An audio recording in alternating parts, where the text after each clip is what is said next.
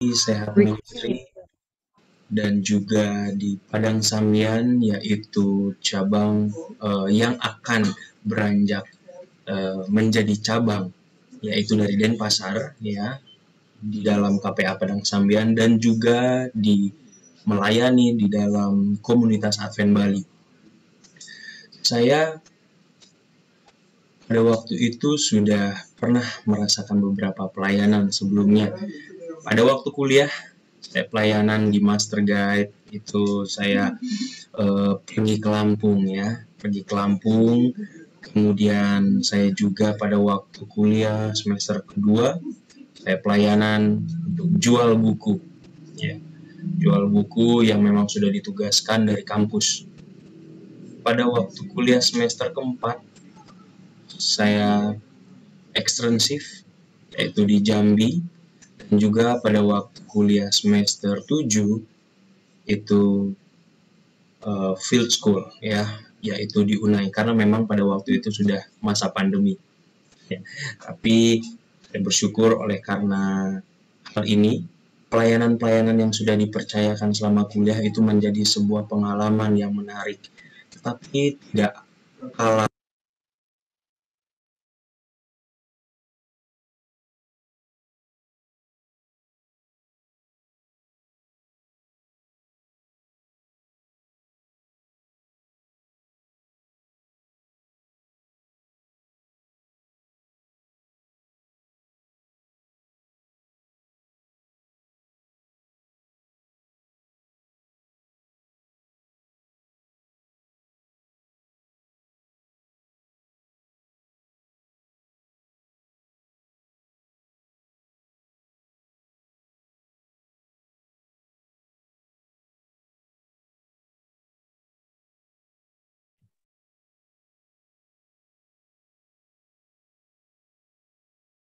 Baik, mungkin ada gangguan sedikit, masalah teknis. Oke, kita lanjutkan. Tidak kalah ekstrimnya pengalaman pelayanan yang saya miliki pada waktu saya sudah ditempatkan di 3 tempat di Bali ini. Ya, pertama saya ingin memberitahu Bapak Ibu Saudara bahwa saya juga pelayanan di KPA Padang Sambian. KPA Padang Sambian ini merupakan satu kumpulan dari jemaat Denpasar di Bali, ya, satu perkumpulan yang ada anggota-anggota yang berada di dalam ataupun di daerah Padang Sambian, sehingga itu dibuat sebuah KPA dan dengan harapan kedepannya untuk bisa menjadi satu cabang yang lahir dari Denpasar. Nah, di sini ada beberapa anggota yang saya ajarkan. Ada di sini namanya Laura Nur Said. Lalu di sini juga ada Ibu Novi, dan di sini saya mengajari setiap pagi jam 7. Karena kalau belum jam 7, kalau sesudah jam 7 itu mereka sudah berangkat bekerja. Lalu pulangnya malam jam 8, sehingga mereka harus beristirahat ataupun mungkin beres-beres dan siap-siap. Mereka bekerja pagi sekitar jam 9. Itu sebabnya saya mengajar dari sekitar jam 7 sampai jam 8. Ya, memang kalau dipikir-pikir ya pagi sekali sih waktunya. Tapi kalau untuk bisa sama-sama mencari waktunya, yaitu di jam 7 sampai jam 8. Nah, ini merupakan KPA Padang Sambian yang juga mereka adalah keluarga satu dengan yang lainnya. Saya bisa berkomunikasi dengan mereka, kemudian mereka juga mengajak sanak saudara mereka yang mungkin rindu belajar juga di dalam perkumpulan KPA Padang Sambian ini. Ya, ada juga anak-anak kecil, ada saudara mereka. Ya, di sini malam-malam saya pergi ini bukan mengajar pada waktu itu, tetapi memang berkunjung untuk perawatan mereka. Di sini juga ada orang-orang Kupang, ya. Memang rata-rata yang di KPA Padang Sambian ini adalah orang-orang Kupang, tetapi pengalaman yang menarik yang saya bisa dapatkan adalah saya selalu mengajak mereka untuk bisa beribadah. Bahkan saya setiap hari follow up untuk ibadah di KPA ini. Karena memang kegiatan KPA kami 1 bulan ada 4 minggu, ya. KPA kami itu di hari Minggu biasanya, ya. Tetapi pada saat itu kami memiliki satu perencanaan untuk bisa menyelenggarakan di hari Sabat, paling tidak 1 kali di hari Sabat, dan di minggu-minggu yang berikutnya itu di hari Minggu untuk tetap belajar Alkitab. Nah, tapi di sini menariknya adalah pada waktu saya sudah selalu memberikan masukan kepada mereka, ayolah kita beribadah. Nah, tapi di saat yang sama mereka juga mengatakan iya. Pada waktu hari Sabat tiba, ini pada waktu Sabat pertama yang kami lakukan di ibadah KPA Padang Sambian ini, jam 11 pagi kami mulai ibadah hari Sabat.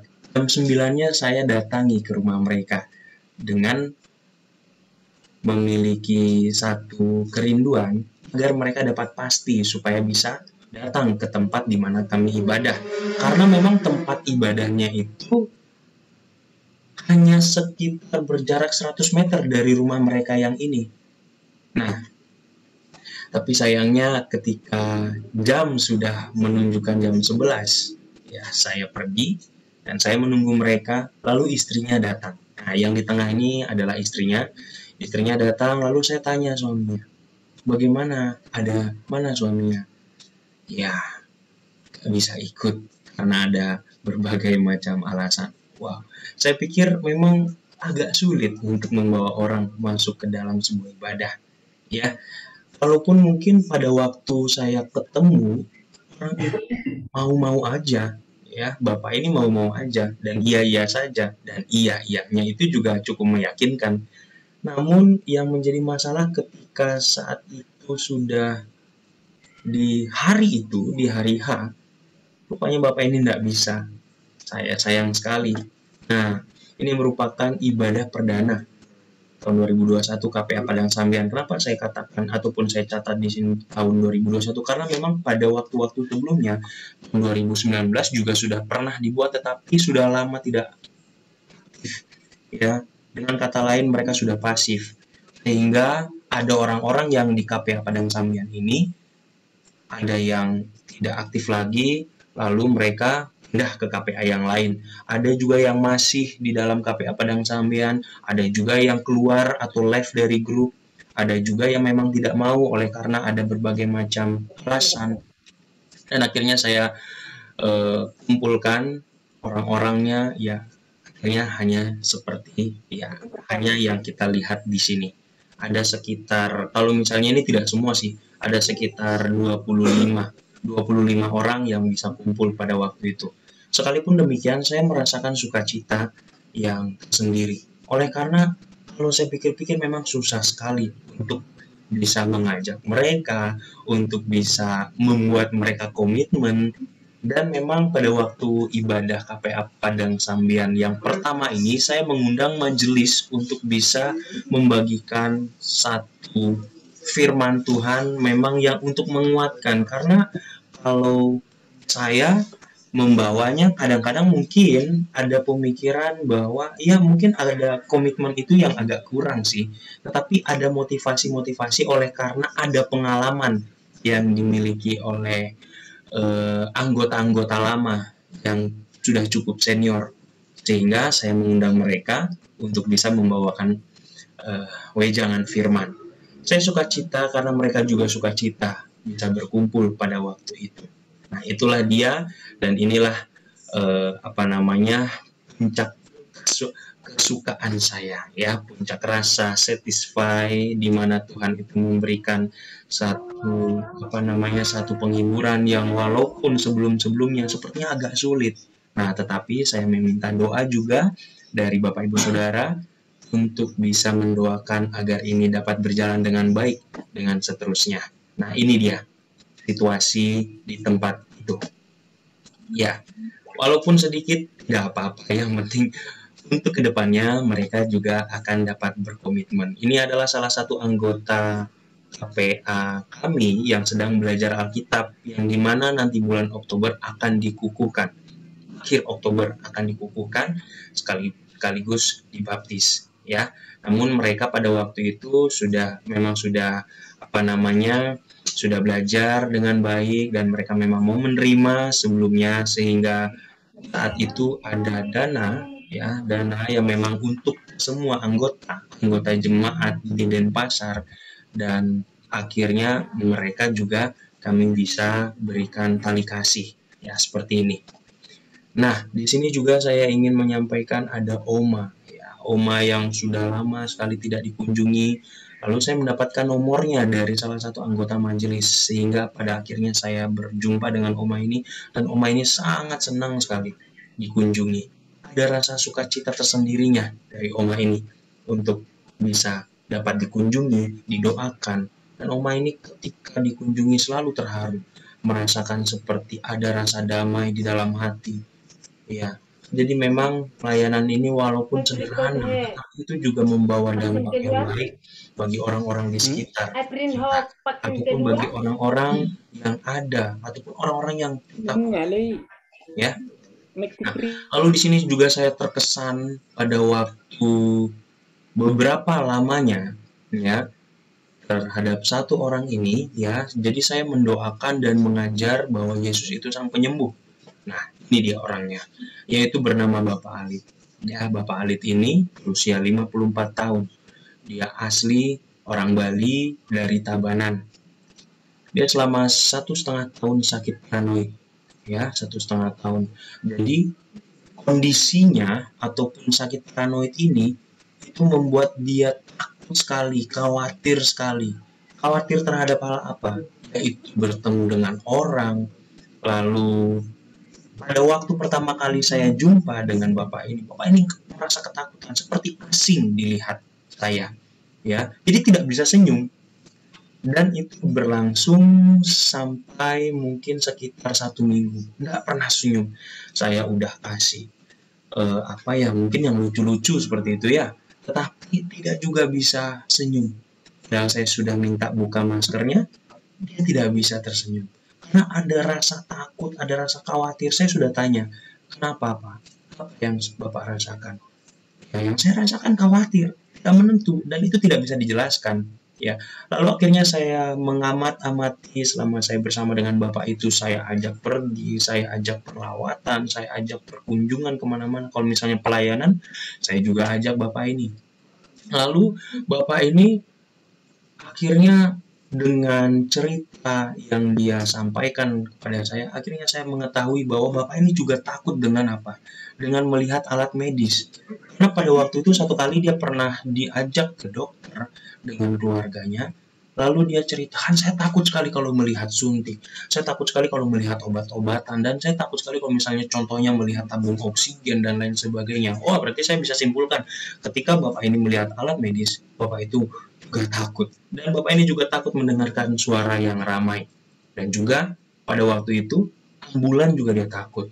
Nah, jadi memang ketika kehidupan ini dipenuhi dengan rasa takut, rasa khawatir, sepertinya rasanya kayak nggak punya harapan. Karena Bapak itu sendiri mengatakan, lebih baik saya mati saja kalau misalnya saya seperti ini terus-menerus. Lebih baik saya udah ada rasa keinginan untuk lari ke jalan, lalu saya bunuh diri karena mungkin saya ditabrak dan lain sebagainya. Selalu itu saja yang disampaikan oleh Bapak itu. Nah, tetapi beberapa waktu kemudian setelah saya lama mengajak Bapak ini, selalu saya komunikasi, selalu saya ajak untuk Bapak ini tidak teringat akan sakitnya, saya ajak berdoa, dan Bapak ini mau didoakan, Bapak ini mau dikunjungi, dan Bapak ini bahkan mau ikut pelayanan dengan saya. Itu yang saya yang saya banggakan, ya, bangga dalam Tuhan, karena ini juga adalah bagian daripada kerja Roh Kudus. Karena tidak semua orang mau dilakukan seperti ini, apalagi nggak pernah kenal, nggak pernah tahu siapa Anda, contohnya seperti itu.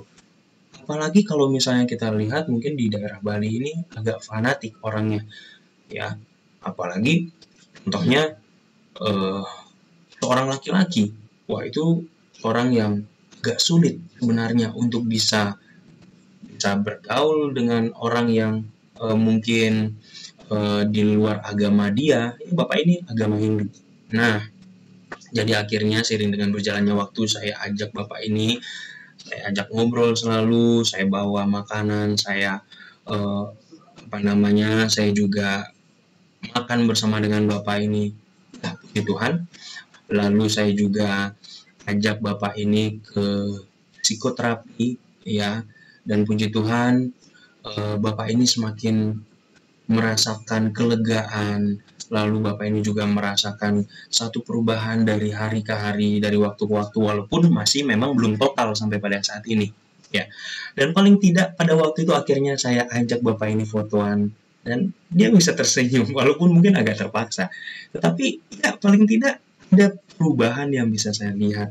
Dan satu kali pernah saya mengajak Bapak ini pergi ke satu tempat, dan akhirnya kami papasan sama ambulan. Suara ambulan. Lalu saya tanya, Pak, jangan khawatir ya, jangan takut ya. Enggak, saya tumben enggak takut. Ini kenapa ya? Saya enggak takut. Bapak itu bilang seperti itu. Seriusan, Pak? Saya juga awalnya kayak enggak percaya. Bapak itu sudah enggak takut lagi sama ambulan. Karena pada waktu-waktu sebelumnya ketika ambulan itu ada, bahkan jangan papasan deh, cuman jauh aja, jauh dari rumahnya, dia udah merasakan ketakutan, kayak seolah-olah dia tuh benar-benar lagi sama ambulannya. Dan saat kami papasan, loh, saya juga kaget, kok Bapak ini enggak rasa takut. Ya, puji Tuhan. Ya, ada perubahan.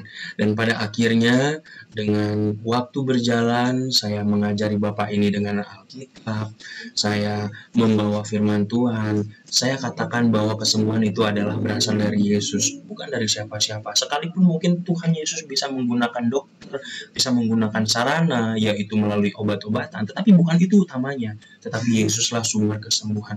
Dan puji Tuhannya Bapak ini merasakan ataupun bisa menerima apa yang saya sampaikan. Bahkan Bapak ini mengetahui bahwa lebih ingin mengetahui untuk bisa lebih mengenal lagi. Dan Bapak ini rindu untuk bisa belajar lebih dalam lagi mengenai apa? Mengenai firman Tuhan. Lalu yang berikutnya, saya di sini juga ingin menyampaikan bahwa pelayanan saya di Bali Sehat Ministry, ya, di Bali Sehat Ministry atau di BSM ini, ya, ada waktu-waktu di mana akhirnya kami kumpul, walaupun selama ini kami online, tapi ya puji Tuhan, ada waktu-waktu di mana kami bisa bertemu satu dengan yang lainnya, karena memang dari pertama kali saya belum sempat bisa ketemu dengan mereka ataupun anggota-anggota yang lain. Hanya anggota-anggota tertentu saja. Yang bisa saya lihat, contohnya seperti koordinatornya, ya. Nah, itu dia. Inilah suasananya memang, tapi kami masih hanya sekitar 9 orang, ya, 9 orang saja. Saya juga ingin menyampaikan pelayanan saya di komunitas Advent Bali. Ya, di komunitas Advent Bali ini ada beberapa orang Bali asli, ya, dan memang yang mengkoordinator ataupun ya sebagai koordinator di sini itu adalah Bapak Nyoman Sukerto, ya, Sukerto Yase. Dan di sini Bapak ini memang betul-betul bersemangat tinggi untuk bisa melayani anggota-anggota di sekitar mereka. Nah, yang ingin saya saksikan adalah bahwa memang pelayanan-pelayanan itu kita akan dapat rasakan suka dukanya. Tidak selalu merasakan satu perasaan yang hanya lega-lega aja di dalam pelayanan. Tapi akan ada rasa berat, rasa mungkin ada rasa sukacita, rasa kesusahan dan lain sebagainya. Tetapi kalau kita berjalan bersama dengan Tuhan, apapun yang terjadi maka itu akan Tuhan perlancarkan, ya.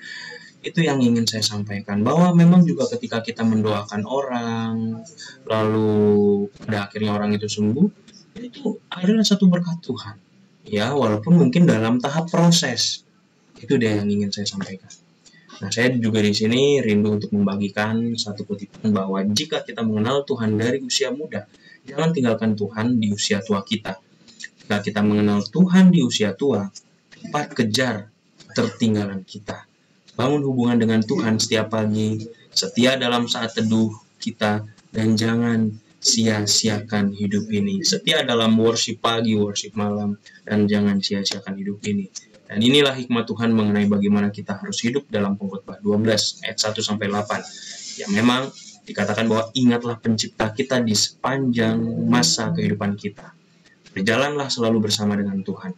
Jangan di masa muda kita meninggalkan Tuhan hanya karena teman-teman kita ataupun karena kegagalan bisnis kita. Di masa tua hal-hal itu tidaklah berarti. Nah, jadi hal yang ingin saya berikan ataupun yang ingin saya sharing adalah mengenai kebaikan Tuhan, yang dimana Tuhan selalu memberikan yang terbaik di dalam setiap pelayanan kita, bahkan ketika kita di dalam keterbatasan tertentu. Jadi inilah dia. Terima kasih. Kiranya Tuhan Yesus memberkati. Amin. Baik, diucapkan banyak terima kasih atas pelayanan pendeta kesaksian ya dari pendeta muda Marison Diasoni. Puji Tuhan, dan kiranya kita dapat mendapatkan banyak berkat dari beliau.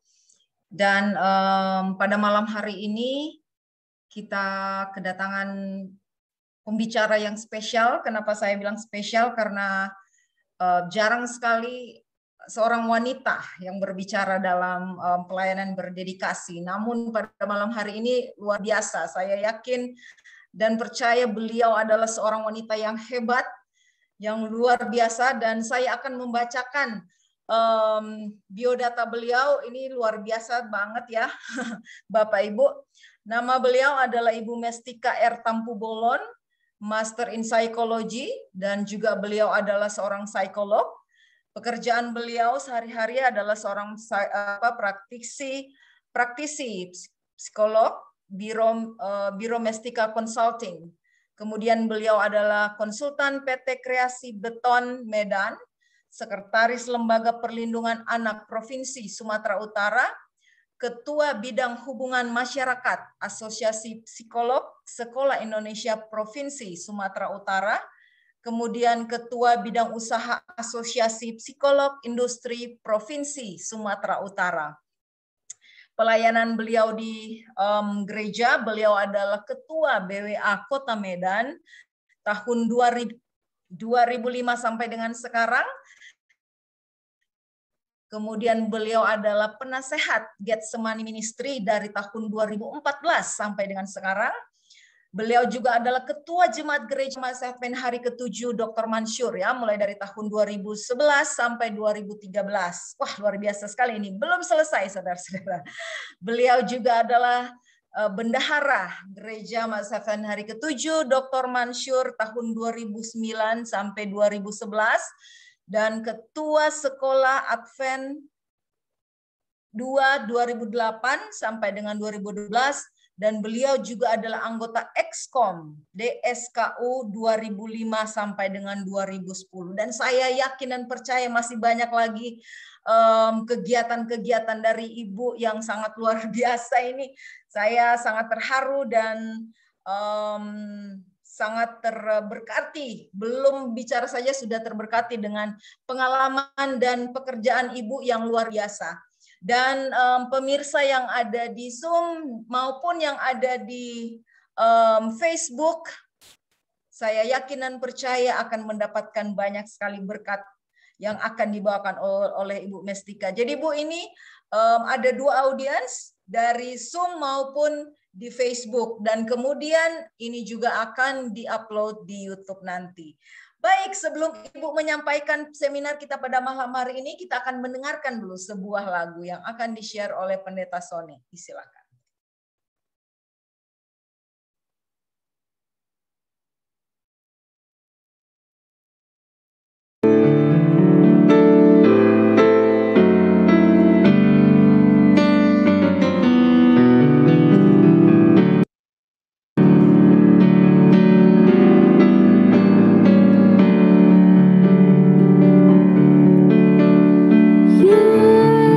Yesus sahabat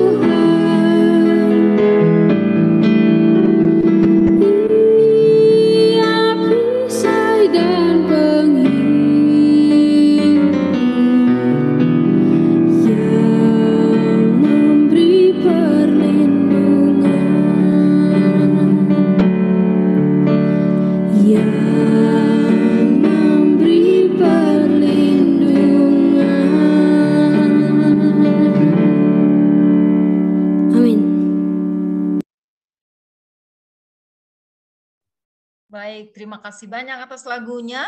Bapak Ibu yang ada di Zoom maupun yang ada di Facebook, kita sudah siap mendengarkan seminar dari Ibu Mestika yang berjudul Attributes Servant Leadership at the End Time, an Elder Perspective. Bapak Ibu yang ada di Zoom maupun di Facebook, apabila Anda mempunyai pertanyaan, bisa menuliskan di kolom chat yang ada di Zoom maupun yang ada di Facebook. Dan nanti setelah acara ini, setelah acara seminar, kita akan membuka question and answer. Baik, kesempatan yang indah ini diserahkan kepada Ibu Mestika. Silakan, Bu. Baik. Shalom. Saya akan share screen. Ya. Baik. Shalom kepada kita semuanya. Apakah suara saya terdengar dengan baik? Baik, terima kasih. Saya ucapkan terima kasih kepada Pendeta Sony Situmorang yang telah memberikan kesempatan kepada saya pada malam hari ini, tentunya untuk diskus ya. Jadi saya tidak mengajar, tetapi kita diskusi. Diskusi pada malam hari ini, apa sih atribut servant leadership itu? Dan terima kasih kepada Ibu Janet yang telah membacakan CV saya ya.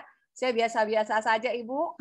Hanya senang dengan pelayanan ya, karena memang pekerjaannya adalah pelayanan.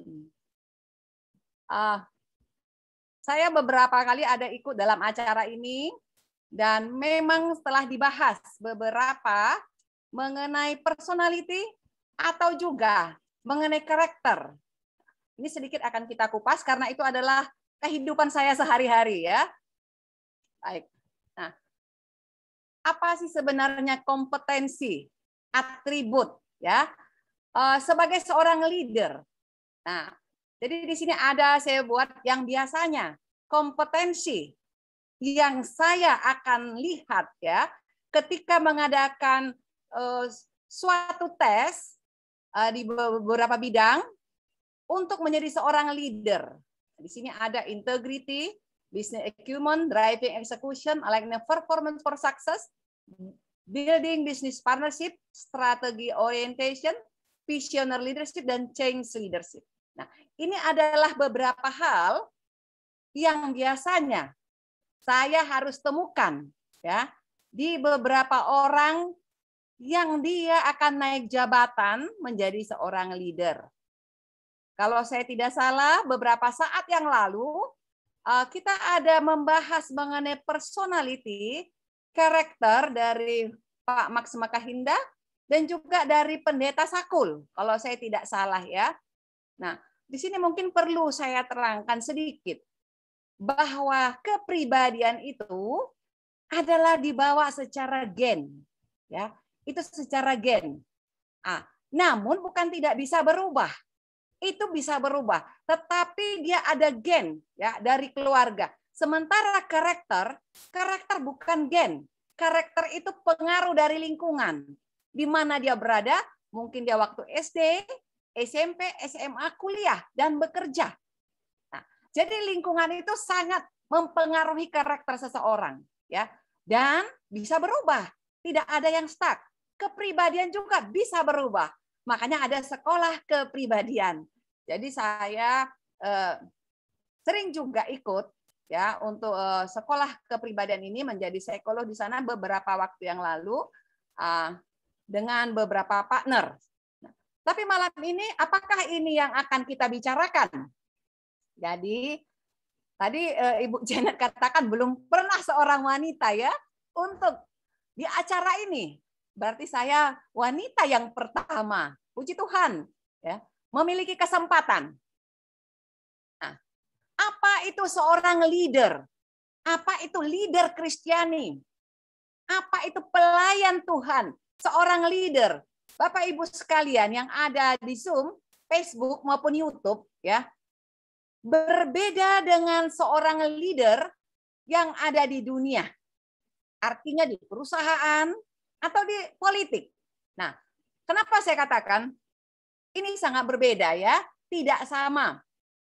Ketika saya terjun dalam dunia politik, jadi saya 2018, saya berada di dunia politik menjadi pansel di KPU Kabupaten Kota Sumatera Utara. Ya, jadi saya ada di sana dan juga beberapa waktu yang lalu juga ya, saya menjadi pansel di Sumbagun, Aceh dan Riau untuk PDIP. PDIP untuk apa? Untuk DPW, DPD, DPC. Ya, untuk ketua, mencari seorang leader. Ya, kita kerjasama dengan Jakarta, ya HIMSI. Karena saya adalah orang anggota dari organisasi Himpunan Psikolog Seluruh Indonesia. Ya, jadi berbeda apa yang kita cari di sana. Nanti saya akan paparkan apa yang terjadi yang saya dapat di lapangannya. Di sini kita belajar mengenai apa? Seorang leader etik.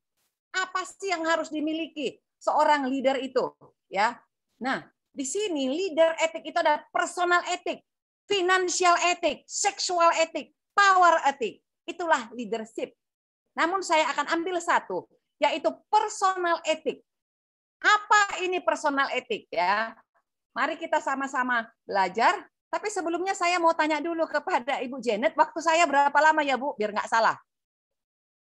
Boleh saya tanya Ibu Janet, waktu saya berapa lama? Nanti kepanjangan. Sampai selesai Bu. Oh, sampai selesai. Oke. Sampai selesai. Oke, puji Tuhan ya. Nah, jadi kita akan melihat personal etik. Apa itu personal etik ya? Oke. Nah, personal etik inilah yang harus dimiliki ya, yang harus ada di setiap leader. Jujur, bertanggung jawab, setia, tekun, daya tahan yang kuat yang luar biasa. Ini harus dimiliki. Dan ini bukanlah hal yang mudah. Ya, bukan hal yang mudah. Kadang kita berkata-kata mudah, melakukannya tidak mudah. Mengapa saya katakan demikian? Personal etik. Ketika saya menginterview seorang anggota dewan dan incumbent untuk satu kedudukan, ya, ketua KPU. Nah, yang saya dapatkan apa? Tidak ada kejujuran. Nah, ketika itu saya berkolaborasi dalam tim dengan beberapa dokter sosial politik, saya katakan dia tidak lulus dari tangan saya.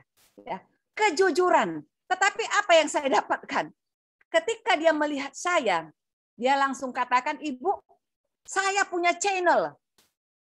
Di depan saya, dia menelepon seorang jenderal dan menteri. Mungkin kita kenal siapa itu ya, Jenderal Luhut Panjaitan. Di depan saya, dia menelepon. Bu, saya akan telepon seorang menteri. Dia menelepon, tetapi tetap saya katakan no. Anda tidak lulus dari saya. Ya. Nah, itu tadi tidak jujur. Ini yang harus kita miliki sebagai seorang servant leadership. Jujur. Ini menjadi hati yang paling dalam, ya. Di hati kita, kejujuran ini yang utama. Apakah seorang pemimpin di Kristiani ada yang tidak jujur?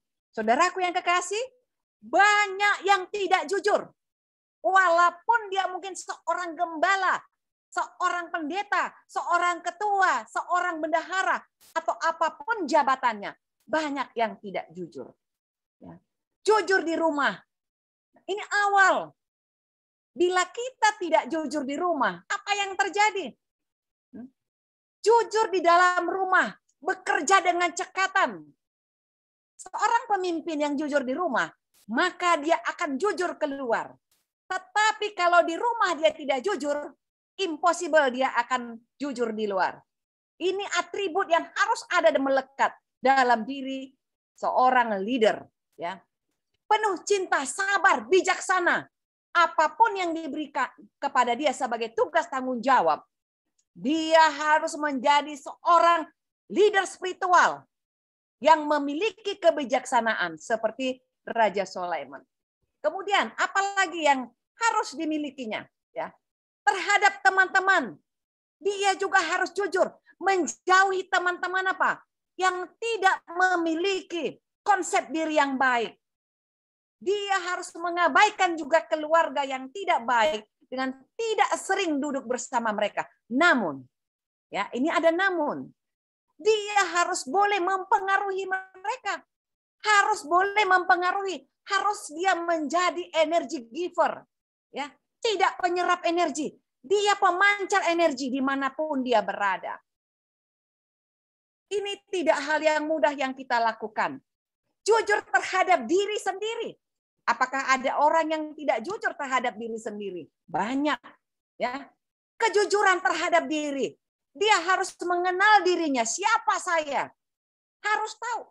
Banyak orang yang tidak mengenal siapa dia. Dia lebih mengenal siapa? Orang lain. Dia tidak mengenal siapa dia. Lebih tahu dia orang lain. Seorang leader, ya, harus tahu siapa dia dalam kehidupannya sebagai pemimpin. Tidak mengharapkan apa? Kita ini bukan orang yang sempurna, ya. Jadi sebagai pemimpin, kita juga banyak memiliki kelemahan-kelemahan. Pemimpin yang jujur akan membuat dan melatih orang lain untuk memiliki kejujuran. Jadi saya tidak menuduh bahwa pemimpin atau servant leadership itu tidak jujur, tetapi ada, ya, karena kita bukan manusia yang sempurna. Harus melangkah, ya, membuat satu gebrakan, membuat satu batu loncatan untuk sukses. Sebagai seorang leader di organisasi apapun, ya, terutama dalam pelayanan kepada Tuhan, kita harus apa? Memiliki batu loncatan supaya sukses apa yang kita bimbing, apa yang kita pimpin, sukses semuanya. Dan tentu harus berjalan di jalan kebenaran. Ini hal yang harus dimiliki seorang servant leadership. Leadership itu berpusat kepada 4. Kesadaran diri, kreativitas, kasih, dan heroisme, keinginan yang besar. Artinya adalah, saya katakan tadi, kesadaran diri. Who am I? Siapa saya? Harus seorang leader yang kreatif, penuh kasih. Ada keinginan yang besar untuk memajukan organisasi yang dia pimpin. Ya. Jadi tidak membesarkan nama. Ya. Bapak Ibu sekalian yang ada di Zoom, Facebook maupun YouTube, ini satu statement. Tidak membesarkan nama pribadi. Tetapi seorang leader yang membesarkan nama Tuhan. Bukan diri pribadi. Oh, supaya Mestika ini terkenal. No. Tetapi bagaimana kita menjadi terang. Menjadi leader yang baik. Yang memancarkan kemuliaan Tuhan. Bukan hanya di gereja. Tetapi dimanapun kita berada, orang melihat bahwa kita adalah seorang leader. Ya, leader yang berjalan di jalan kebenaran. Baik di mana saja. Bukan hanya di organisasi gereja. Apa ini satu-satu akan kita bahas, ya. Kesadaran akan diri. Hanya orang yang mengenal apa yang dia inginkan. Memberi inspirasi kepada orang. Ya, kepada orang untuk bisa mengembangkan apa yang dia miliki. Sadar menjadi satu produk yang ada dalam dirinya. Tentu teknik kesadaran diri. Ini ada satu topik pelajaran kesadaran diri. Ya, ini ada satu topik, jadi tidak akan kita terangkan secara mendetail pada kesempatan ini. Kemudian ada apa? Kreativitas menjadi satu, ya. Para pemimpin membuat diri mereka menjadi orang yang berguna dan nyaman. Orang-orang yang di sekitar kita akan nyaman dengan kita. Dia tidak merasa bahwa kita lebih dari mereka. Kita orang biasa. Sehingga anggota kita, tim kita, siapapun yang ada bersama dengan kita merasa nyaman, ya, enjoy mereka, dan kita menjadi suatu apa? Seorang motivator bagi mereka, berpegang teguh pada prinsip dan nilai yang kokoh. Nah, inilah leader itu, ya, berpegang teguh pada prinsip dan nilai. Cinta, ya, memiliki cinta dan apa, ya? Dikatakan di sini bahwa kita harus memiliki cinta yang lebih besar. Jangan ada apa? Unsur ketakutan. Pemimpin menghadapi dunia dengan keyakinan dan penuh dewasa. Jadi seorang leader spiritual harus benar-benar apa? Mampu meyakinkan orang Dalam setiap pribadi kita harus menemukan potensi-potensi. Jadi ketika saya mengadakan rekrutmen ya kepada seorang hamba Tuhan di tempat yang lain, yang saya temukan dia seorang sarjana teologi ya, yang saya temukan kepada dia bukanlah potensi atau kompetensi menjadi seorang gembala, tetapi yang saya temukan dalam dirinya, dia menjadi seorang guru. Ya, saya katakan mohon maaf, saya menemukan potensi yang ada dalam diri seorang guru. Bila dia menjadi seorang gembala, dia tidak akan sukses. Dia menerima keadaannya, namun saya katakan boleh belajar lebih baik lagi. Jadi ada beberapa universitas yang mengirimkan kepada saya beberapa hamba-hambanya untuk saya tes apakah dia bisa menjadi seorang leader dengan panggilan jiwa. Jadi cinta itu harus benar-benar besar dalam diri kita.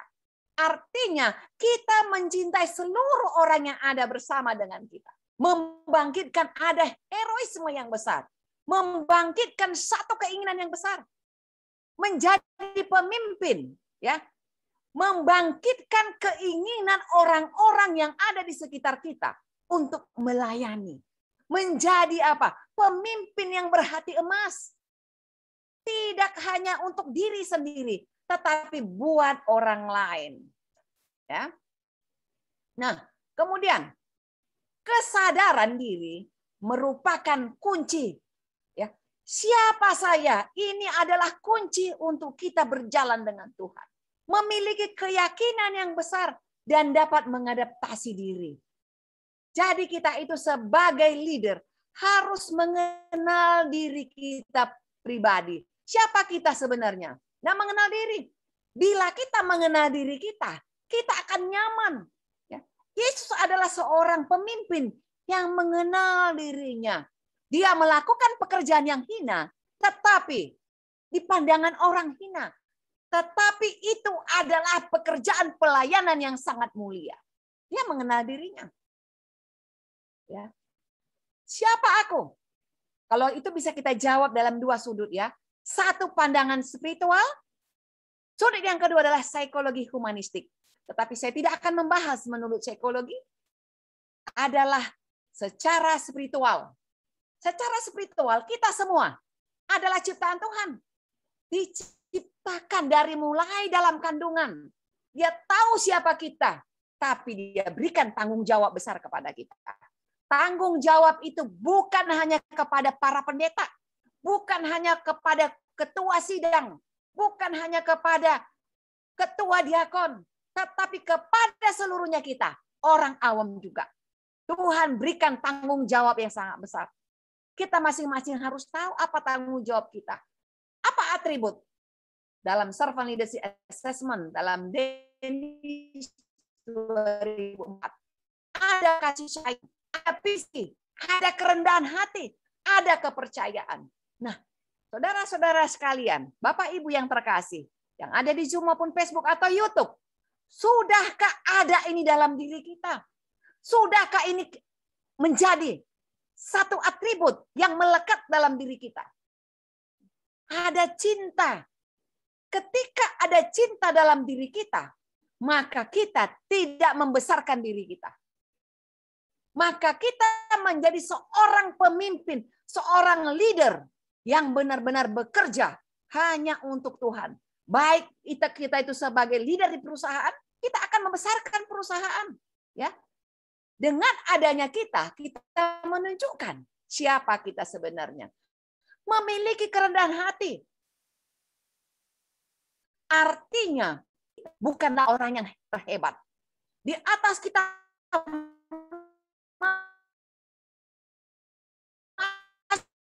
masih ada lagi yang tidak memiliki visi yang ingin menjadi Yesus Kristus. Lah kita ingin jadi seperti kita harus melakukan apa yang dikatakan Yesus. Teladan yang diberikannya dan percaya apa Apakah saya pemimpin yang dapat dipercaya? Harus kita lakukan dalam diri kita. Kemudian, konsep. Nah, mungkin semua ini sudah kita tahu ya, bahwa Robert dalam 1970 sebagai Vice President Amerika mengatakan dalam buku The Servant as Leader, bahwa seseorang yang menjadi pelayan itu ya harus dimulai dari suatu perasaan yang alami. Ada dalam hati yang paling dalam. Bahwa dia ingin melayani bukan demi sesuatu hadiah. Bukan demi sesuatu yang besar. Tetapi melayani dengan hati. Inilah namanya melayani dengan hati. Ya. Jadi kita harus terapkan ini. Ini bukan hanya tulisan saja. Bila Bapak Ibu menerapkan ini, jadilah nanti Anda seorang pemimpin yang melayani. Seperti Yesus Kristus. Ada di hati yang paling dalam. Memberikan apa yang terbaik dari kompetensi kita. Ya. Nah, apa itu karakteristik? Karakter. Saya katakan tadi karakter itu ya bukanlah yang dibawa lahir.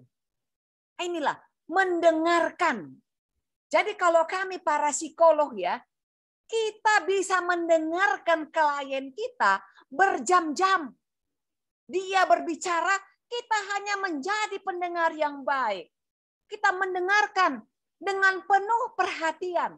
Bila kita mendengarkan seseorang, maka handphone kita pun akan kita matikan. Kita silent. Supaya apa? Tidak mengganggu. Nah, ini digital yang kadang-kadang mengganggu konsentrasi. Jadi hati-hati kita. Kadang-kadang orang berbicara, kita ketik-ketik handphone. Akhirnya yang berbicara itu apa? Dia merasa bahwa kita tidak peduli dengan dia. Nah, inilah menunjukkan rasa empati. Ketika kita melayani. Jadi saya ini sebagai pelayan bukan hanya di gereja. Tetapi hidup saya baktikan untuk melayani siapapun. Bukan hanya demi uang. Bahkan saya melayani tanpa dibayar. Ketika saya menemukan seorang gadis remaja hendak bunuh diri. Ya telepon saya, Ibu. Saya mau. Wah, saya kaget. Ketika itu dia menelepon saya di hari Minggu. Hari Minggu jam 11. Saya mau ketemu Ibu jam 12. Apa yang saya jawab? Waduh, saya ini kebetulan ada mau ketemu orang jam 1. Saya ada proyek. Saya akan mendapatkan uang dengan proyek ini. Saya katakan, boleh kita ketemu sore? Oh tidak Bu, saya udah mau bunuh diri ini. Wah, saya pikir, oh Tuhan, apa yang saya lakukan? Di sana ada uang. Nah di sini ada yang mau bunuh diri. Saya pilih mana? Oh, hati ini saya mengatakan, cari. Oke, saya katakan, oke, kamu datang ke kantor saya, ketemu. Dia ketemu. Bapak Ibu sekalian, ketika saya sampai di kantor, dia sudah ada.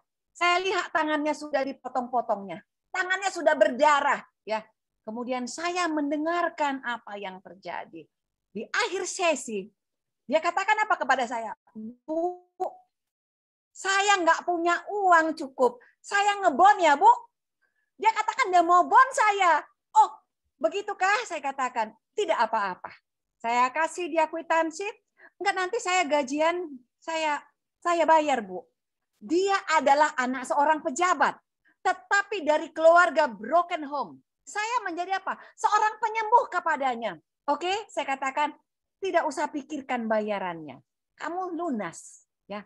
Jadi Bapak Ibu, pertemuan saya tadi yang harusnya jam 1, sementara saya sedang mengadakan trauma healing kepada anak ini, selesai jam 2. Tiba-tiba saya lihat WA, Bu, pertemuan digeser menjadi jam 3. Artinya, uang yang di sana juga tidak hilang. Tuhan itu sungguh amat baik. Ya. Jadi ketika kita memilih pelayanan yang utama demi kemuliaannya, maka semua akan ditambahkan kepada kita. Anak ini terselamatkan nyawanya, walaupun saya tidak dibayar. Saya katakan, jangan pikirkan bahwa kamu membayar saya. Lunas saja. Sampai dia menangis, Ibu, bolehkah Ibu doakan saya? sementara dia adalah anak dari agama mayoritas. Bolehkah saya berdoa? Saya akan berdoa dengan nama Yesus. Kamu mau? Siap. Saya dipakai Tuhan. Itulah seorang leader dalam servant leadership. Ya. Ada kesadaran, ada persuasi, meyakinkan. Saya katakan kepada dia, kamu akan sembuh. Kapanpun kamu butuh saya, telepon saya. Kapanpun. Dan ini bukan hanya kepada anak ini, kepada yang lain juga. Kapanpun kamu butuh, saya ada.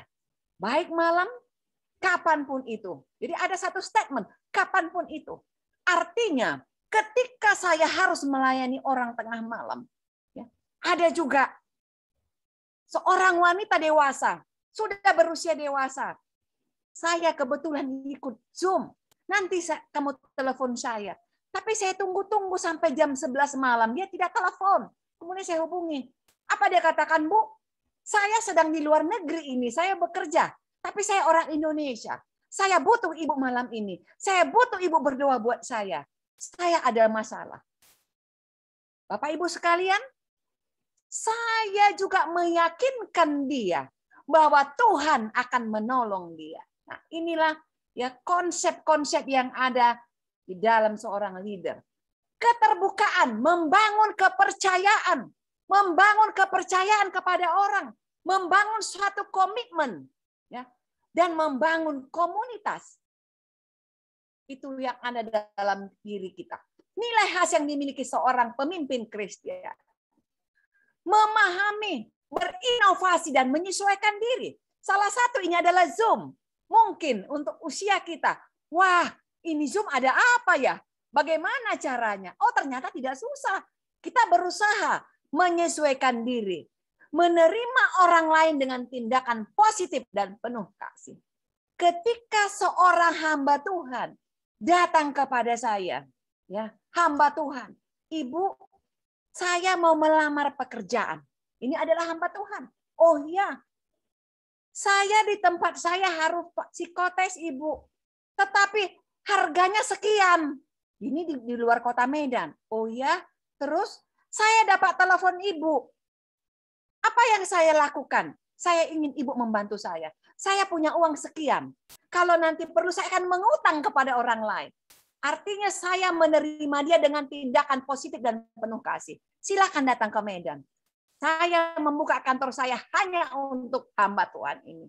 Ketika dia datang, saya bertanya, Bapak Pendeta, kamu tidur di mana? Terus dia jawab, saya tidur di stasiun bus. Loh, tidak punya saudara? Saya tidak punya siapa-siapa. Saya hanya tidur di situ. Kamu sudah makan? Belum juga. Waduh, saya kaget. Kemudian setelah tes dia berikan saya uang. Bu, ini.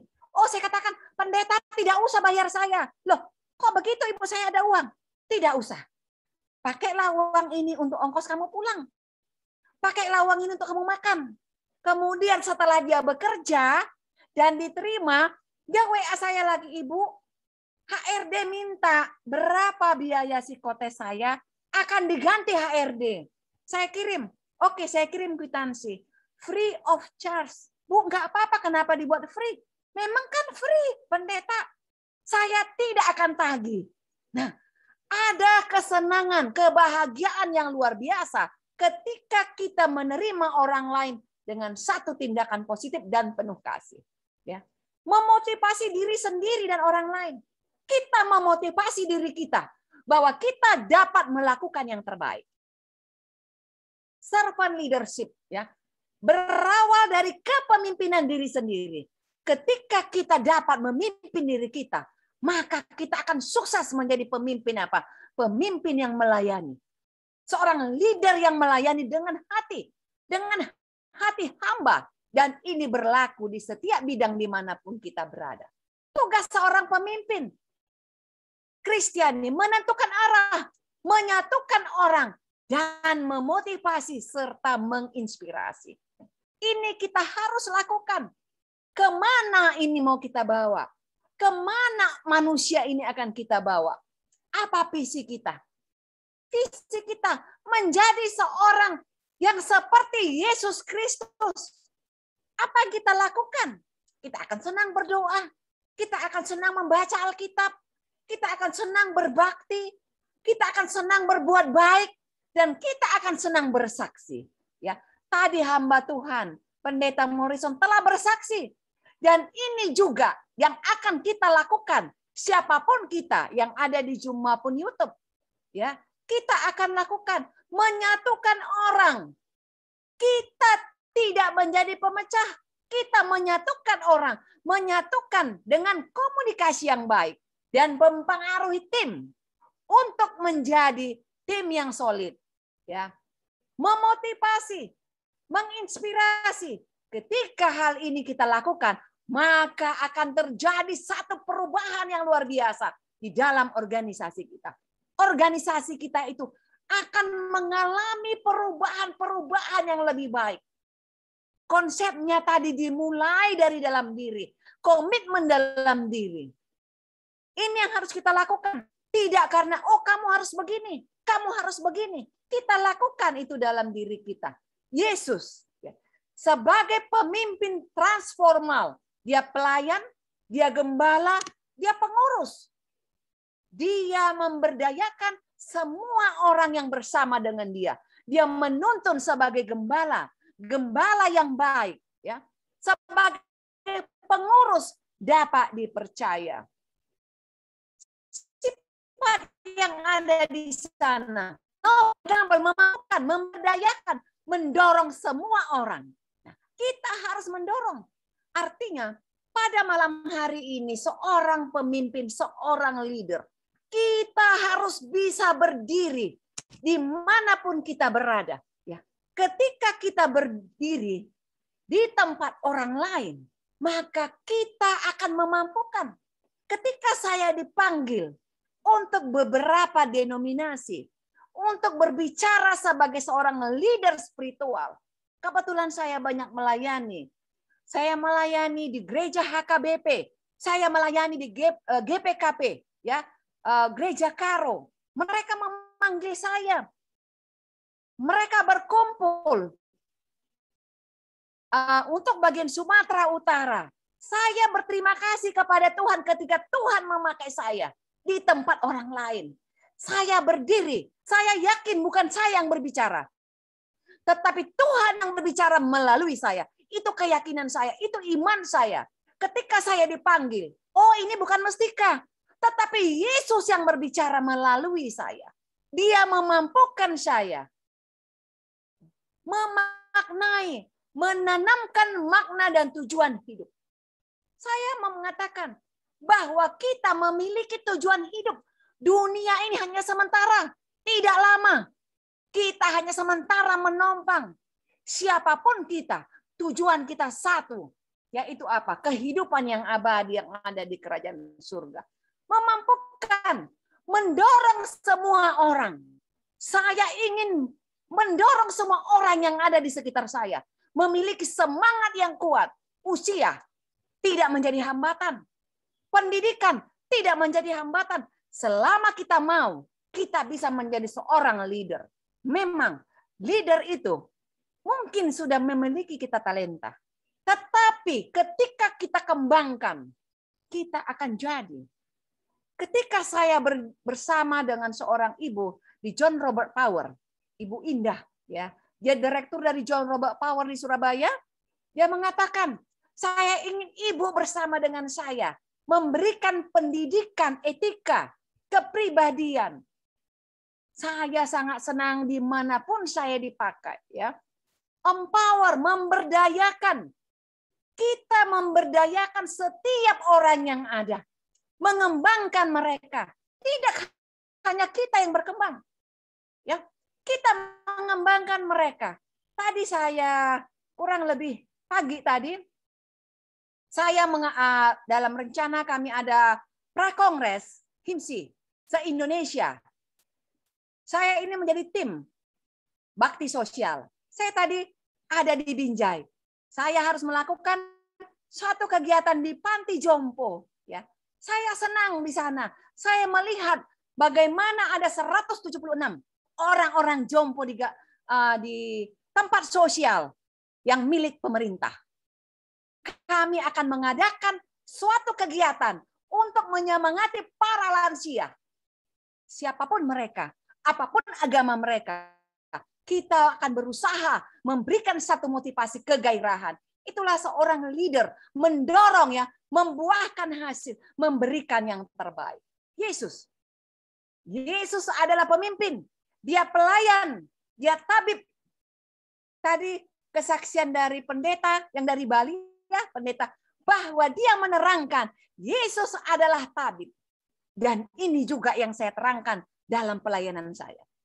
Walaupun dia bukan satu imam dengan kita. Saya katakan dia bertanya, ibu agamanya apa sih? Dan saya selalu mengandalkan doa dan doa. Di setiap akhir sesi konseling saya akan meminta mereka, maukah berdoa dengan saya? Siapapun itu, apapun agamanya. Maukah Anda berdoa dengan saya? Saya ingin berdoa dengan dia. Saya memiliki Yesus yang menjadi tabib. Dan saya tidak malu mengatakannya. Yesus ada dalam diri saya.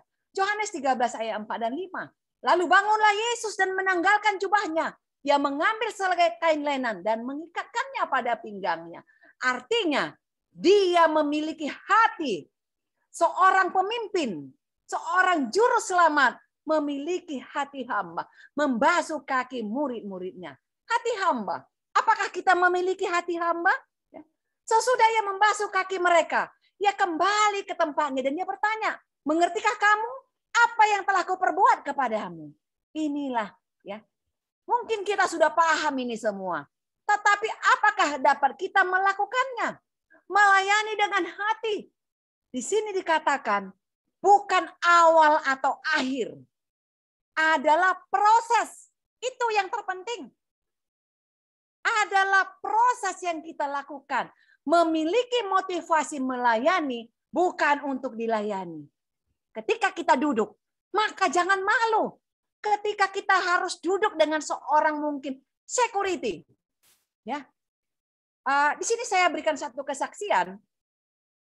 Ketika anggota KPA kami beberapa waktu yang lalu memiliki seorang bayi. Ketika dia lahir, ada suatu penyakit. Kemudian dia mengatakan kepada saya, Bu Mestika, tolonglah doakan anak saya. Bapak Ibu sekalian, pada hari Jumat saya katakan, oke, saya akan datang. Saya lupa kalau saat ini pandemik, kita tidak boleh besuk. Saya tidak ingat itu. Di dalam pikiran saya, oh Tuhan, saya harus melayani. Engkau memanggil saya. Nah, saya datang. Pada waktu itu saya ada klien dari Kisaran. Saya katakan saya jam 4 sore akan datang. Karena saya ingat itu kita akan buka Sabat. Ini hari Jumat. Oh rupanya klien saya terlambat datang. Dia datang 5:30. Dan selesai saya melayani 5:30. Saya lihat sudah 5:30. Tapi saya sudah berjanji akan melayani dan berdoa buat bayi kecil ini. Bapak Ibu sekalian, saya datang ke rumah sakit. Sudah jam 6 sore. Kemudian security bertanya kepada saya. Ibu mau kemana? Saya katakan, oh Pak, saya mau ke NICU. Oh nggak bisa Bu. Kita nggak bisa membesuk orang sakit. Kemudian saya lihat security-nya. Dia melihat saya. Apakah ibu-ibu Mestika? Ya benar. Saya kenal kamu. Saya katakan, ini security. Dia buka maskernya. Ibu nggak kenal saya. Oh kamu. Siapa yang sakit? Ada saudara saya. Silakan ibu naik. Bapak Ibu sekalian, saya naik. Motif saya hanya apa? Melayani. Di otak saya mau berdoa. Ketika saya tunggu sudah jam 8 malam Sabat. Belum juga ada waktu untuk dipanggil. Kemudian saya tanya grandmanya, kita belum bisa Bu. Maka saya berdoa dengan grandmanya. Tuhan, tolong berikan kesembuhan kepada bayi kecil ini. Ini anggota KPA kami ya. Tolong berikan kesembuhan. Pindahkan dia ke Perina. Saya berdoa. Habis berdoa saya turun ke bawah. Saya katakan, saya ingin berdoa ke NICU. Saya tidak puas. Jadi saya tidak ikut kebaktian malam Sabat. Saya tanya security, Pak, bolehkah saya besuk baby ini? Oh tidak bisa Bu, itu kan Micu. Iyakah? Jam berapa kalau saya ingin berdoa? Hanya 2 menit saya ingin berdoa. Oh, Ibu mau berdoa? Ya, saya mau berdoa. Kemudian ketika itu saya katakan saya ingin berdoa. Oh bisa. Tetapi berita yang baik. Kemudian sekuriti, Ibu babynya akan segera dipindahkan ke Perina. Ibulah orang yang pertama mendengar berita ini. Puji Tuhan. Grandmanya katakan, Ibu kita baru berdoa. Sekarang baby sudah dipindahkan. Dan saya pada malam itu, malam Sabat, berdoa dengan baby itu. Besoknya saya datang lagi di hari Minggu. Security bertanya, Ibu mau kemana? Saya mau berdoa. Oh, Ibu kan nggak boleh di sini aja. Tapi saya mau berdoa dengan babynya. Oh, Ibu ini pendeta yang suka berdoa itu loh. Nah, hari saya diberikan masuk. Ketika dalam hati saya ada Tuhan, maka semua akan dimudahkan. Saya memiliki alasan dan Tuhan memampukan saya. Ini lagu kita. Ku dengar suara Yesus panggil. Ku kan pergi. Ku lihat jiwa yang bersedih. Jawab, ku kan pergi. Karena keputusanku, aku akan pergi. Ini yang menjadi motif yang harus kita hidupkan di dalam diri kita sebagai seorang leader. Sebagai seorang servant leader. Ini tidak hanya kita nyanyikan. Tetapi harus tinggal di dalam hati kita yang paling dalam. Harus berada di hati kita. Ketika kita melakukan ini, lakukanlah ini dengan sepenuh hati. Simpan di dalam hatimu. Ini adalah pelayanan saya. Saya melayani, ini bukanlah Advent, ya. Ini juga bukan semua Kristen, dan ini adalah tempat di mana anak-anak pemulung dan orang-orang pemulung. Saya melayani, saya dipanggil ke sini, Ibu, bolehkah melayani dan mengadakan konseling? Puji Tuhan, saya orang yang senang melayani. Diberikan kesempatan, ya. Saya diberikan kesempatan. Dan ketika kesempatan datang, saya memberikan buku kepada mereka. Saya sering diundang untuk berbicara dengan para ibu-ibu dan anak-anak dan remaja ini. Ini juga adalah pelayanan kita. Kita harus memberikan waktu. Bukan kita harus duduk di belakang meja dan membentuk tim. Tetapi kita turun ke lapangan. Lihat apa yang terjadi.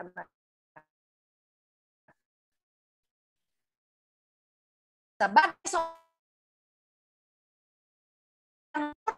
bagaimana masyarakat pelayanannya. Ini adalah pelayanan-pelayanan yang kita lakukan. Nah, melepas hak. Kamu menyebut aku guru dan Tuhan. Dan katamu itu tepat. Sebab memang akulah guru dan Tuhan. Ini adalah perkataan Yesus dalam Yohanes 13 ayat 13. Artinya, dia sebagai Tuhan, sebagai guru, namun mau melayani siapapun itu. Yesus berkeliling. Dia mengajar, menyembuhkan. Nah, apakah kita bisa seperti itu? Ya, bisa. Kita akan menyembuhkan orang-orang yang berduka. Kita akan memberikan kekuatan kepada mereka. Karena Yesus memberikan kompetensi itu kepada kita. Yesus mencari orang yang bersedia. Bukan kemampuan, tetapi kemauan. Ketika kita mau, maka Yesus memampukan kita. Tidak ada hamba yang pandai dan bodoh. Yang ada hamba yang baik dan jahat. Yesus akan memberikan atribut kepada kita, kemampuan yang baik, bahwa kita dimampukan melakukan apapun dengan komitmen diri dan memiliki self concept, konsep diri, ya, konsep diri yang baik.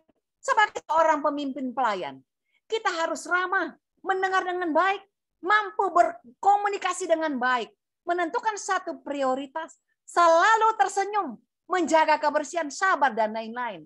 Tadi saya berjalan.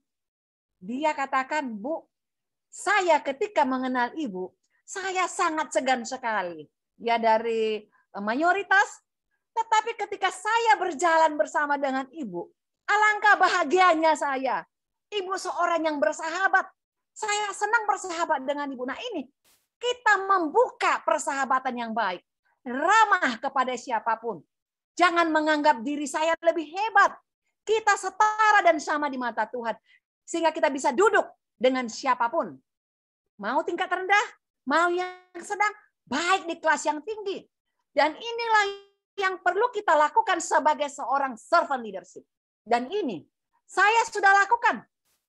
Dari mulai penyapu jalanan sampai kepada pemilik perusahaan, saya bisa bersahabat. Karena apa? Kita memiliki atribut-atribut sebagai seorang servant leadership. Kekuatan pelayanan, fondasinya karakter, sifat alami, melayani, motivasi kasih, ukuran pengorbanan, otoritas, kerendahan hati, tujuan, kemuliaan Tuhan. Inilah tujuan kita. Alatnya, firman Tuhan dan doa. Ini menjadi alat yang kita gunakan. Keistimewaan pertumbuhan, kuasa pelayanan dari Roh Kudus. Roh Kudus akan menguatkan kita bila kita mau. Pelayanan seperti apa? Teladan Yesus Kristus. Ini yang harus kita tanamkan. Saya melayani bukan karena hebat saya. Bukan karena kemampuan saya, tetapi karena Tuhan, untuk Tuhan, dari Tuhan, untuk Tuhan, semuanya untuk Dia. Dan itu saya buat menjadi konsep diri saya. Saya ada karena Tuhan, maka saya berkomitmen ketika Tuhan masih menggunakan saya akan berikan diri saya sepenuhnya, 100% diri saya hanya untuk Tuhan. Ini menjadi konsep. Dan ketika kita menjadi konsep diri kita, maka kita dimampukan Tuhan. Selagi ada waktu, kita pergunakan dengan baik. Kita tidak tahu hari esok apa yang terjadi. Pemimpin yang taat, ya setia. Yesus pemimpin yang taat dan setia. Dia hanya fokus kepada kemuliaan Bapa. Ini yang teladan yang harus kita lakukan. Ya. Pelayanan yang membahagiakan Ellen G. White dikatakan, satu pendekatan yang meyakinkan, dekatilah orang dengan baik. Bersifat membujuk, kegembiraan dan kasih akan Kristus. Ketika saya bersama-sama dengan sahabat, kebetulan ada sahabat saya yang mayoritas adalah Buddha, Konghucu, dia mengatakan, Ibu, kamu Kristen apa?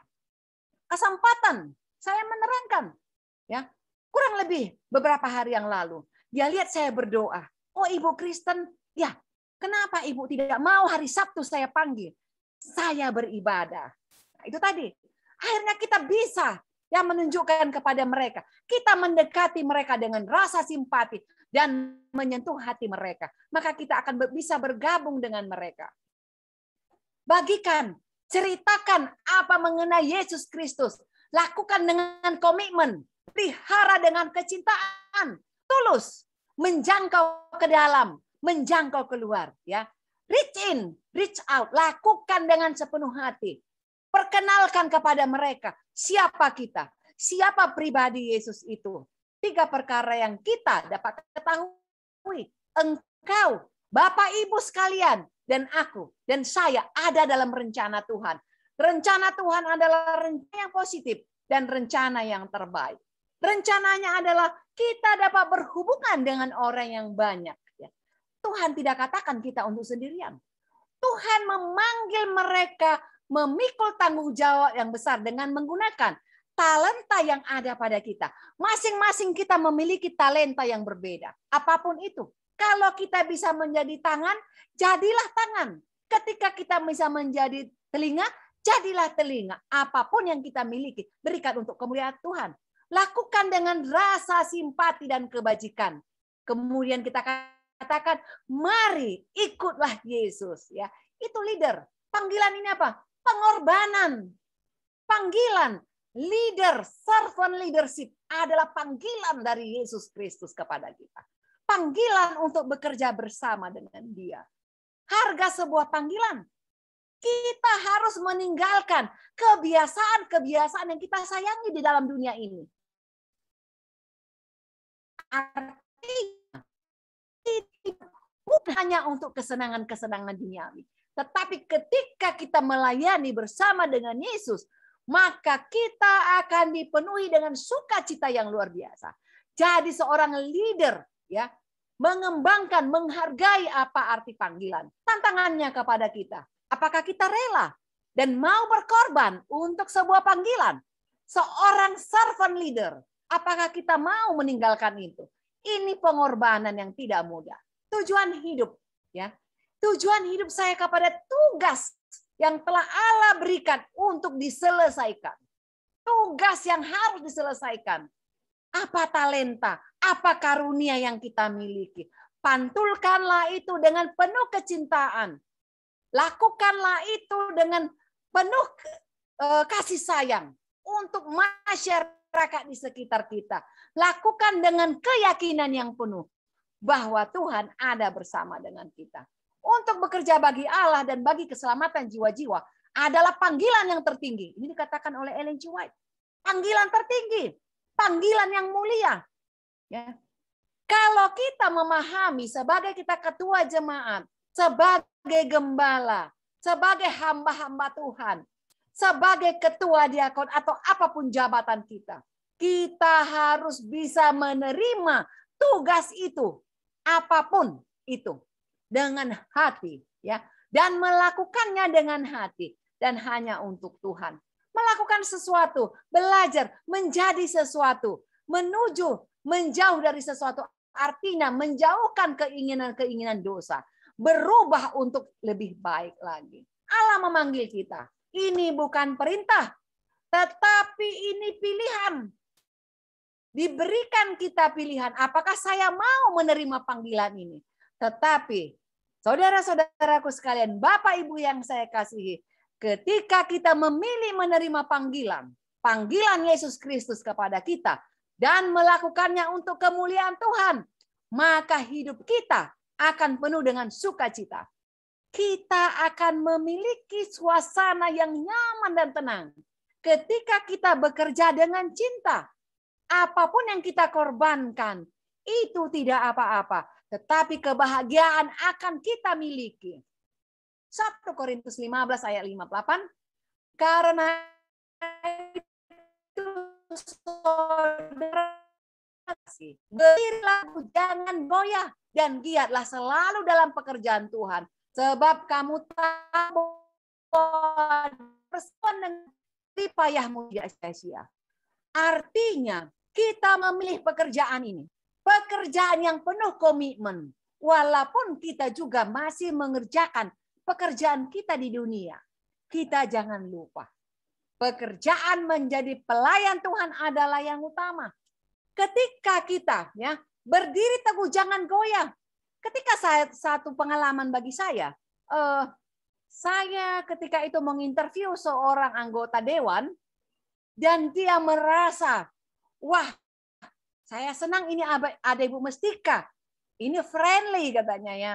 Kemudian tapi dengan keangkuhan dan kesombongannya. Ketika saya lihat, oh ini orang, karena dia anggota dewan ya, dia katakan, Bu, aduh saya nggak bisa jawab, apakah saya kalah? Terus apa dia tawarkan kepada saya? Ibu, saya ini kartu nama saya, apapun yang Ibu butuhkan, ya, saya siap.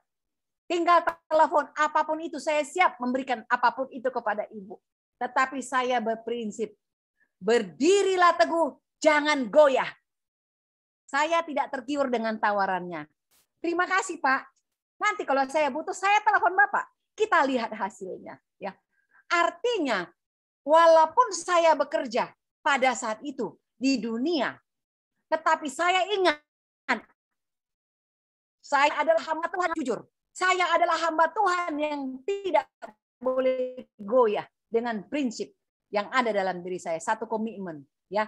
Jadi ini yang harus kita pegang sebagai leader. Walaupun kita bekerja mungkin di satu perusahaan, di organisasi yang lain, dimanapun. Ketika kita sudah berkomitmen menjadi pelayan Tuhan, hidupkanlah itu dalam dirimu. Tetaplah kita bersekutu dalam pelayanan. Baik, Bapak Ibu sekalian, inilah hal-hal yang dapat saya bagikan kepada kita pada malam hari ini. Semoga apa yang telah kita dapatkan ini boleh ya membawa kita kepada Tuhan, menjadi seorang leader, seorang servant leadership yang memiliki konsep bekerja hanya untuk kemuliaan Tuhan, bukan membesarkan nama pribadi. Apapun tawaran yang diberikan kepada kita, kita tidak perlu ya memproklamirkan diri, mengajak orang untuk mengkampanye, pilihlah saya. Tidak perlu. Tuhan akan memilih kita Tidak perlu orang lain kita suruh memilih kita. Tetapi Tuhan akan memilih kita menjadi pelayan yang berdedikasi. Hanya untuk puji hormat kemuliaan bagi Tuhan. Kiranya apa yang kita dengarkan ini membawa pengertian dan pemahaman kita hanya untuk Tuhan dan kemuliaan Tuhan. Tuhan memberkati kita semua. Terima kasih. Saya akan kembalikan kepada Ibu Janet. Amin. Amin. Luar biasa. Terpujilah nama Tuhan. Memang kalau sudah menjadi narasumber di pelayanan berdedikasi, memang luar biasa. Pernah juga Dr. Sondang Panjaitan sebagai seorang wanita yang wanita-wanita hebat, yang kalau sudah menjadi presenter ya di pelayanan berdedikasi. Luar biasa Ibu, pengalaman dan prinsip yang luar biasa. Mungkin bisa diberikan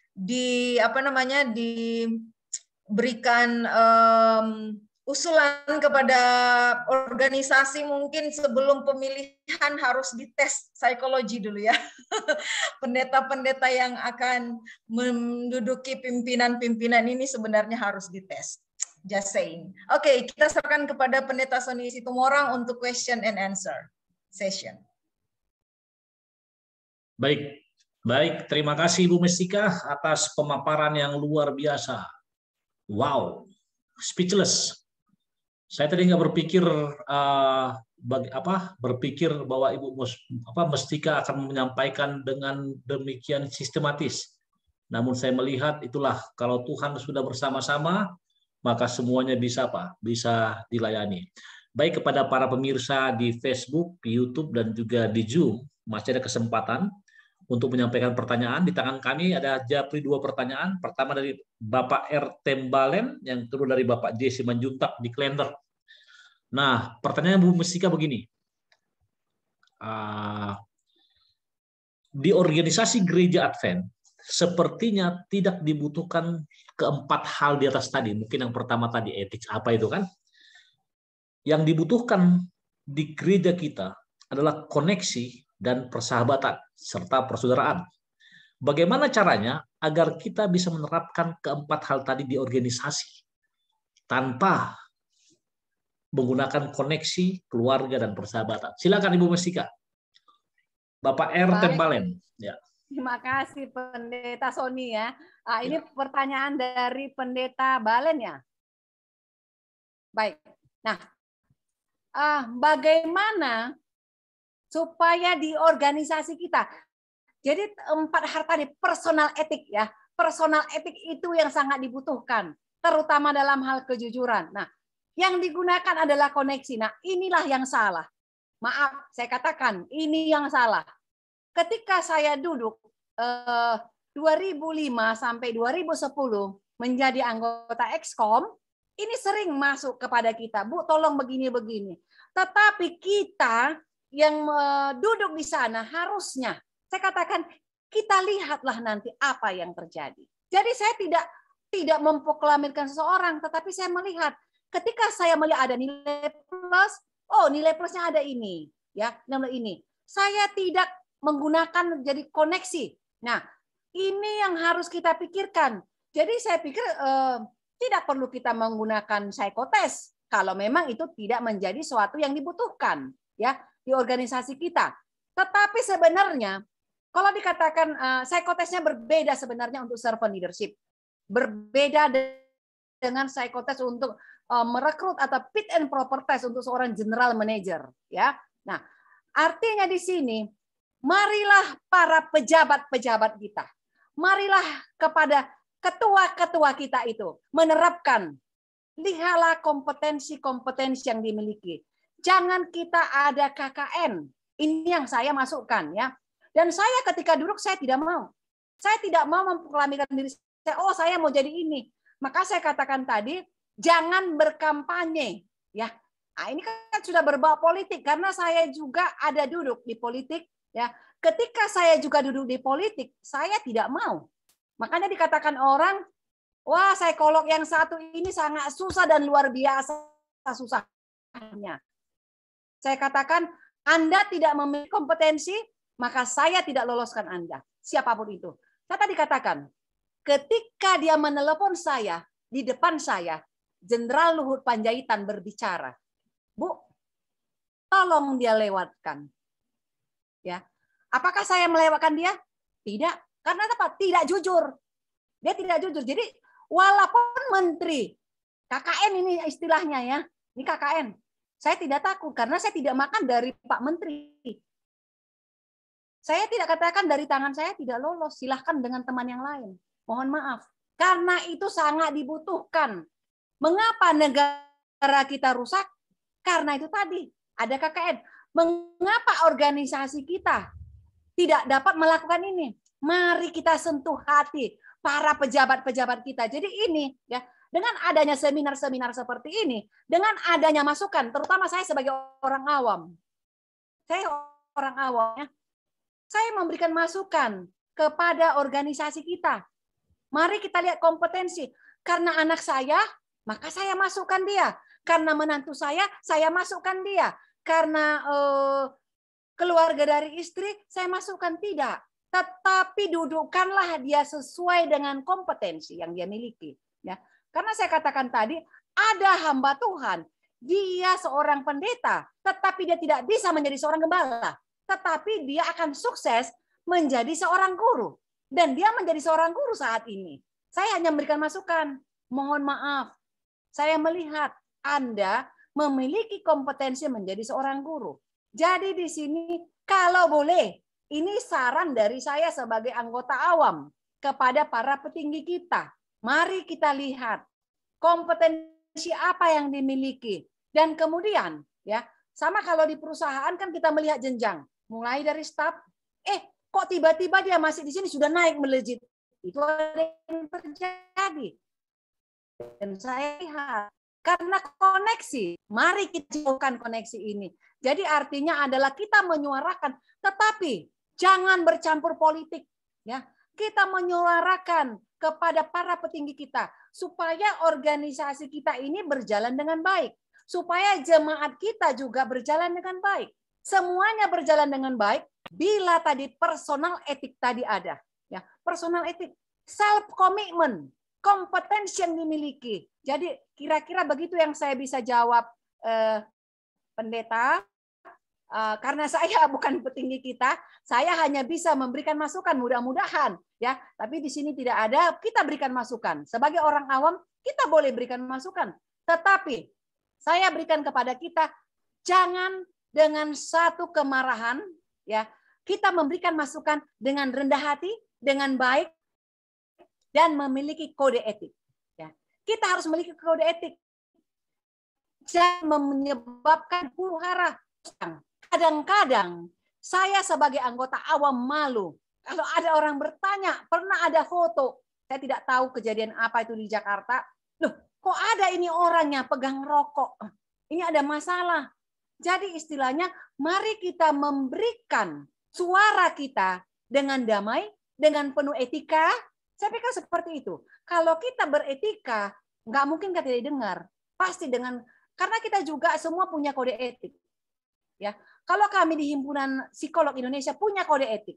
Siapa yang menyalahi kode etik, akhirnya bisa apa? Masuk sidang kode etik. Jadi begitu Pak Pendeta yang bisa saya berikan jawaban, mudah-mudahan berkenan. Baik, terima kasih atas jawaban yang luar biasa. Ada di sini juga Pendeta Noldi Saku. Kita kasih minta pendapatnya singkat dulu hubungan mengenai dengan pertanyaan. Silakan Pastor Noldi.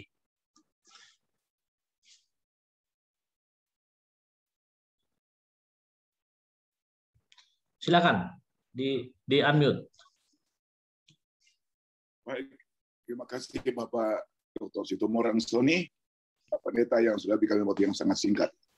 Nah, sekali lagi, selamat malam untuk Indonesia, selamat pagi untuk di Amerika. Sekarang saya ada di Colorado, pagi-pagi sudah bangun tadi jam 6, sudah bangun oleh karena rindu mendengar seminar Ibu Mestika Ritina. Terima kasih banyak. Saya sudah berikan komentar di ruang chat room. Sebaiknya ini seminar dibawakan di semua tingkat organisasi, jemaat, daerah maupun uni. Karena ini sangat berbobot, Ibu Mestika. Sungguh berbobot. Kami sudah ikuti dari awal sampai akhir. baik kesaksian dari pendeta di Bali dan sampai saya ikut semua. Dan sungguh bagi saya pribadi, saya menilai ini seminar ini sangat praktis untuk semua pihak. Dan ini memerlukan suatu komitmen yang dalam. Ibu Mistika seorang yang bekerja di semua pihak, baik di gereja, organisasi, dan di luar sana. Jadi beliau telah mengalami dua arah, baik ke dalam dan keluar. Jadi seminar ini seminar yang berbobot dan sangat penting untuk semua pihak.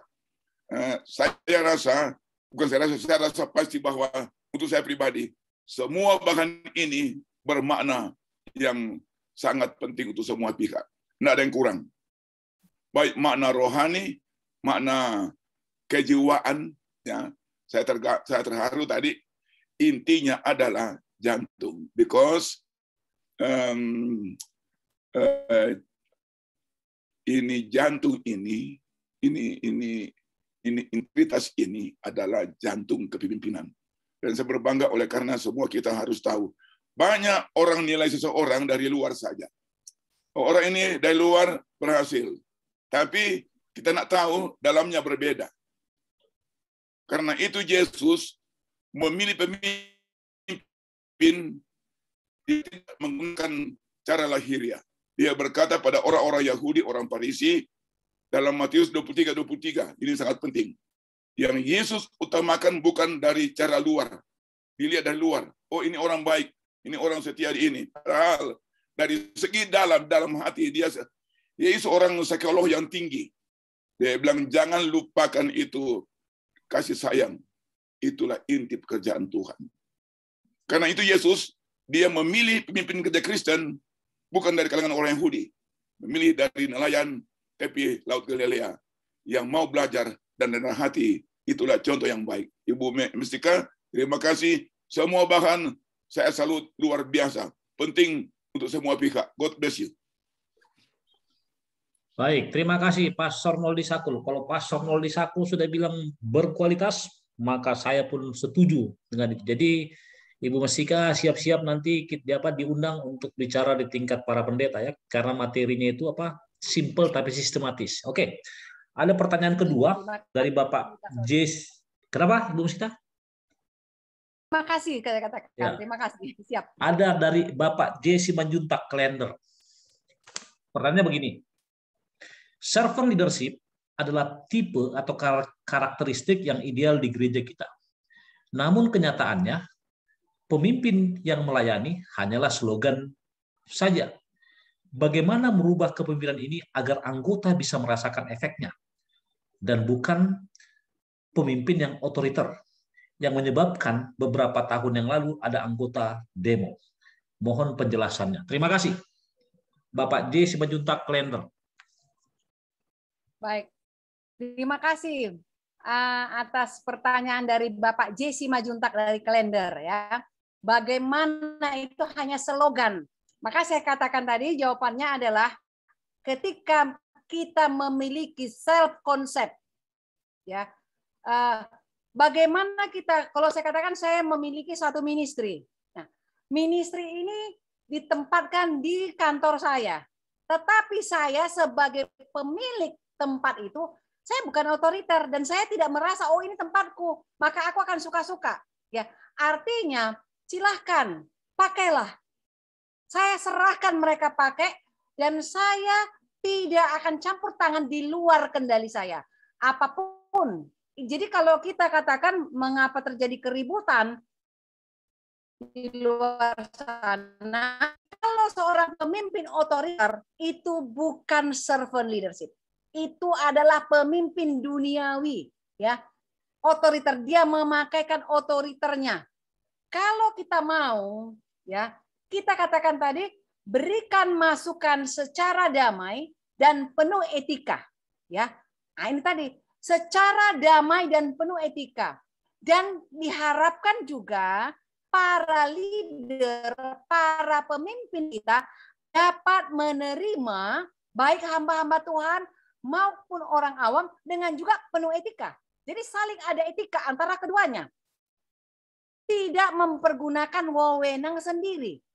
Sehingga ketika kita mempraktekkan apa yang dilakukan Yesus, Yesus kan tidak marah-marah juga ketika murid-muridnya itu berbuat di luar keinginan Yesus.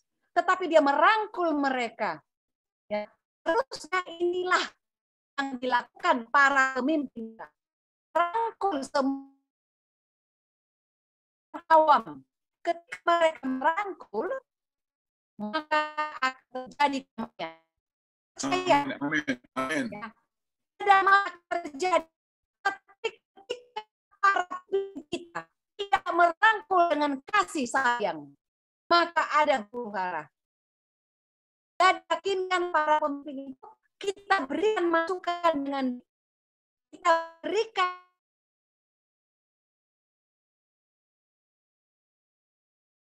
Tuhan, pakailah saya. Pakai saya ketika engkau membutuhkan saya, dimanapun saya siap. Maka sukacita yang luar biasa akan terjadi. Jadi mari kita tunjukkan dari diri kita kepada pemimpin kita, inilah saya dipakai Tuhan, berikan dengan kasih sayang dan damai, doakan pemimpinmu. Doakan siapapun pemimpin kita, supaya Roh Kudus bekerja, sehingga tercapailah satu organisasi yang benar-benar di bawah naungan Tuhan. Demikian Pak Simajuntak yang bisa saya berikan masukan. Tuhan berkati. Amin. Amin. Baik, terima kasih. Pastor Noldi, ada tambahan sehubungan dengan bagaimana merubah kepemimpinan? Jawabannya lengkap. Mantap. Terima kasih. Mantap. Oke, terima kasih. Itu dia. Oke, so itu dia ya. Oke, satu lagi ada pertanyaan ini. Jadi bagi saudara-saudara yang mau bertanya langsung, jadi gini, saya lihat pertanyaan hanya 3 karena paparan yang disampaikan itu sangat komplit ya Pastor Noldi dan semua para pemirsa, baik di Facebook maupun yang ada di mana. Di Facebook ini saya lihat di sini yang view sudah 80-an orang. Jadi puji Tuhan yang ikut live ada sekitar belasan orang tapi yang udah view. Jadi sangat cocok. Pertanyaan terakhir muncul dari Bapak R. Abineno, Kupang. Dia katakan begini, servant leader, suatu slogan yang sangat baik, seperti yang baru saja dipaparkan. Hanya masalahnya, di gereja-gereja lokal, seperti kami di Kupang, servant leader sangat sulit untuk dicari. Bahkan kadangkala tua-tua jemaat, anggota jemaat berlomba untuk menjadi pemimpin, agar bisa mendapatkan gengsi dan punya pengaruh di gereja. Bagaimana? Apa yang harus kami lakukan? Ini bagaimana apa yang harus kami lakukan agar metode Yesus bisa dilaksanakan di gereja-gereja kami di daerah Nusa Tenggara ini? Silakan. Baik, terima kasih atas pertanyaan dari Pendeta Abineno, kalau saya tidak silap ya. Baik, bagaimana dapat kita lakukan? Memang ya di gereja-gereja itu orang berebut untuk menjadi seorang ketua sidang, untuk menjadi seorang bendahara, menjadi seorang sekretaris sidang. Tetapi kita memberikan kesadaran kepada mereka. Bukan itu yang membawa kita ke surga, ya. Bukan atribut itu yang membawa kita ke surga. Siapapun kita, bukan jabatan itu. Jabatan itu hanya di dunia ini, walaupun kita sebagai pejabat rohani. Itu hanya di dunia. Tetapi yang Tuhan perhatikan adalah apa yang kita lakukan untuk Dia. Itu yang harus diterapkan. Jadi pendeta, mohon diterapkan kepada jemaatnya. Atribut yang ada di dunia ini bukan kekal. Ya. Saya juga melepaskan jabatan saya sebagai ketua sidang. Saya katakan boleh pakai yang lain. Saya juga berusaha juga supaya jabatan itu tidak sama saya semuanya. Tapi komitmen saya akan bekerja. Walaupun saya tidak sebagai ketua sidang, saya akan melayani. Walaupun saya tidak sebagai bendahara, saya akan menolong. Ya, saya akan menolong orang bahkan dengan apa yang ada pada diri saya. Secara materi, secara kompetensi, saya akan tolong siapapun itu. Ya, saya akan menolong. Jadi artinya diberikan kesadaran.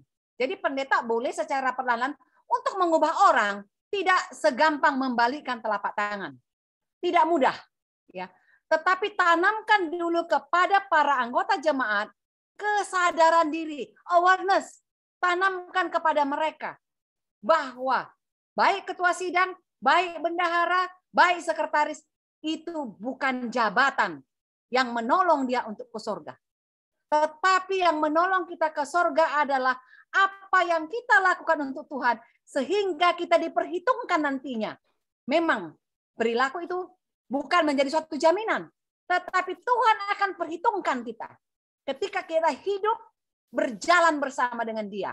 Nah, itulah yang harus diseminarkan kepada para anggota jemaat yang dilakukan secara perlahan-lahan. Ya, banyak, bukan hanya di NTT, di mana-mana banyak itu. Mereka berlomba. Ya, saya tidak mau berlomba untuk itu. Saya punya prinsip, Tuhan, pakailah aku kapan saja, di mana saja. Nah, itu konsep, self konsep. Ya, saya memiliki self konsep. Pakailah aku di mana saja. Bukan satu kehebatan, tetapi apa yang kumiliki kuberikan kepada Tuhan. Jadi itulah yang diterapkan kepada anggota jemaat, ya. Kesadaran diri. Siapakah aku? Aku memiliki kelemahan, aku memiliki kekuatan, kembangkan kekuatan, hilangkan kelemahan, dan jadilah yang terbaik untuk Tuhan, bukan untuk manusia. Jadi ini yang dapat saya berikan kepada Pendeta Abineno, supaya memberikan kesadaran kepada seluruh anggota jemaat. Jabatan itu bukanlah hal yang sangat penting. Tapi siapapun kita, Tuhan akan perhitungkan kita. Amin. Amin. Amin. Terima kasih.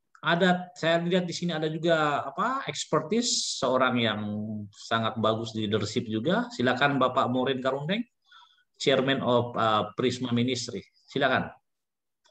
Tunggu sebentar ya. Silakan Pak Maureen. Terima kasih Pendeta Sony. Luar biasa ya. Pencerahan yang benar-benar sangat bernilai malam ini dari Ibu Mestika ya. Walaupun saya baru kali ini Bu untuk mengikuti pemaparan Ibu, tapi saya sudah bisa tangkap aroma mutu yang luar biasa. Bukan secara teoritis, tapi ternyata banyak pengalaman-pengalaman rohani yang memperkaya kita malam ini. Makanya setuju sekali saya dengan Pendeta Noldi Sakul ya penilaiannya. Case yang terakhir. Memang carut-marut yang berkembang di grup-grup sehubungan dengan organisasi kita miris juga ya. Miris. Tapi kita tidak akan sampai kehilangan kebanggaan terhadap gereja kita. Karena saya sangat yakin organisasi ini Tuhan punya, organisasi ini adalah biji mata Tuhan. Jadi apa yang terjadi sesungguhnya itu oknum. Nah, kalau bicara oknum, it's about attitude. Kalau kita bicara attitude, itu berarti sudah dari sononya. Sebab Nyonya White katakan bukan berarti saat dia dilantik jadi pendeta, marching, tiba-tiba attitude-nya langsung berubah jadi pelayan yang berdedikasi. Nah, malah gelar, Nyonya White katakan gelar, jabatan, pangkat tidak akan membuat karakter orang itu langsung tiba-tiba disulap. Nah, kalau itu masalahnya memang ini pergumulan kita semua. Ini pergumulan kita semua. Makanya sebenarnya apa yang dikatakan oleh Janet tadi, bagaimana Ibu Mestika? Coba usulkan aja bagaimana kalau pimpinan-pimpinan kita di psikotes kayak apa? Sebenarnya itu bukan mendadak karena materi ini ya, tapi ini sebenarnya adalah apa yang berkecamuk di pikiran kita layman awam bahwa kok seperti ini. Sementara kita kerja di perusahaan yang boleh dikata tanda kutip sekuler, yang memang ya tidak salah kalau saya katakan money oriented kita, karena kita memang profit. Tapi di saat kita direkrut atau di saat kita mau merekrut seseorang, apalagi untuk jabatan-jabatan, waduh, saya pikir mereka tinggal dorong sedikit jadi malaikat. Kalau tidak seperti itu kita tidak akan terima. Tapi giliran posisi-posisi yang memiliki tanggung jawab keimamatan yang tinggi di gereja, ya seperti tiba-tiba kok dia ya, padahal dia kan dalam tanda kutip bla bla bla seperti muda sekali. seperti ada pengabaian terhadap track record selama ini, yang itu tidak jadi ya, begitu ya Bu Mustika, yang di bidang itu. Saya belum banyak perusahaan yang saya keliling di pendidikan dan di bisnis, tapi begitulah. Kita mau cari betul-betul yang perfect. Nah, jika ide ini yang positif ini ada di gereja kita, bahwa kalau kita mau mendudukkan dia sebagai imam di dalam gereja kita, lalu kita paksakan indikator-indikator bahwa dia harus pendeta atau pemimpin yang A, B, C, D, itu sebenarnya sangat wajar. Malah kalau kita mau start sekarang, saya berani katakan ketinggalan jauh ya dengan rekrutmen ala dunia. Makanya ada itu anekdot yang berkembang. Katanya waktu di sorga, kenapa justru profesi-profesi yang di dunia ini nggak laku, loh kok banyak di sorga? Karena mereka bertobat, karena mau direkrut. Tapi di kita, karena tidak ada sistem perekrutan yang standar, attitude yang dari rumah, di kampus, kebawa sampai di tempat kerja, kebawa sampai di tingkat pemimpin-pemimpin, dan inilah yang terjadi. Kesimpulan saya, kita berdoa. Sebab kita bukan pada posisi untuk judge mereka, kita juga ada kelemahan, kita juga ada hal-hal yang harus saya perbaiki di dalam pribadi saya sebagai ketua jemaat. Kami ada ministry yang kami sudah keliling dunia, tapi setelah kami tiba di tempat-tempat pelayanan, kami merasa banyak sekali yang kami masih kurang ya. Saya pikir setelah saya dapat kepercayaan keliling dunia untuk penginjilan, saya merasa saya betapa hebatnya. Tapi justru jadi malu. Kenapa kita bertemu? Kami sempat ke Kupang. Saya lupa tadi siapa yang bertanya. Kami sempat berkunjung ke satu desa yang Pendeta Sony sangat, saya pikir jauh dari jangkauan peradaban yang lebih educated ya. Tapi setelah bicara dengan anggota jemaat, mereka punya wawasan rohani luar biasa. Luar biasa. Saya harus jujur bahwa saya juga belajar dari mereka. Padahal jauh-jauh kita datang sudah dengan apa? Dengan modal yang luar biasa. Nah, ini mungkin yang tanggapan saya. Makanya pencerahan malam ini saya setuju kalau ini jangan hanya sebatas di sini Pendeta Sony. Kalau ini bisa diberikan ke semua level, kalau enggak pincang. Kita malam ini sudah kaya, sudah dapat encouragement, dapat banyak hal. Lalu di yang lain enggak, itu nanti pincang nanti pertumbuhannya ya. So, terima kasih Bu Mustika. Demikian pendapat kami. Terima kasih. Amin. Baik, terima kasih Bapak Morin Karundeng, Chairman dari Prisma Ministry. Baik, pertanyaan saya di situ, 3 pertanyaan sebelum kita menutup dengan doa. Nanti kita minta kalau boleh Bapak Tobing, kalau boleh. Tadi ada beliau, Bapak PH Sihombing. Boleh Pak Sihombing nanti dua tutup. Kami ingin sampaikan, setelah ini closing statement, kami ingin sampaikan kepada saudara-saudara semua bahwa pekan depan kita juga akan kedatangan tamu. Jadi kita buat setiap Senin para pembicara yang benar-benar punya nilai lebih di bidangnya. Silakan Ibu Mustika untuk menyampaikan closing statement. Baik, terima kasih. Saya akan closing statement pada malam hari ini. Jadilah kita seorang servant leadership yang memiliki self-concept. Self-concept ketika kita menerapkan dalam diri kita menjadi seorang servant leadership, maka hidupkanlah Yesus dalam dirimu. Hidupkanlah sehari-hari.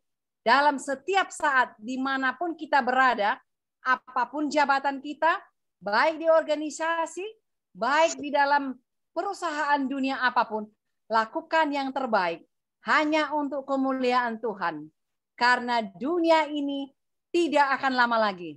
Yakin dan percaya Tuhan akan bersama kita setiap kita berlaku, berkata, dan bertindak sesuai dengan apa yang dikatakan Tuhan Yesus. Dimanapun kita tidak akan mengalami kesusahan. Terima kasih. Tuhan memberkati kita semuanya, baik yang ada di Zoom, Facebook, ataupun YouTube. Amin. Amin. Terima kasih, Bu. Tuhan memberkati. Pendeta. Luar biasa. Luar biasa. Amin. God bless you. God bless you. Amin. Amin. Baik, sangat kalau orang Amerika bilang, Pastor Sakul, this kind of seminar such a incredible material ya, artinya luar biasa. Baik, kita akan tutup acara ini. Namun sebelumnya saya menyampaikan terima kasih atas nama AS Alumni Chapter Jakarta kepada Ibu Mestika, Pendeta Morrison Diasoni. Kenapa Pendeta Morrison tidak bisa hadir? Karena dia memang fokus sibuk untuk pelayanan di sana. Jadi pelayanan di sana, maka dia katakan, pendeta saya hanya rekam aja. Oke. Jadi Bu Mestika, terima kasih. Kalau ada kata atau kalimat yang lebih tinggi dari terima kasih, maka itu yang kami sampaikan. Demikian juga Pendeta Noldi Sapul, Bapak Moren Karundeng, dan semua partisipan.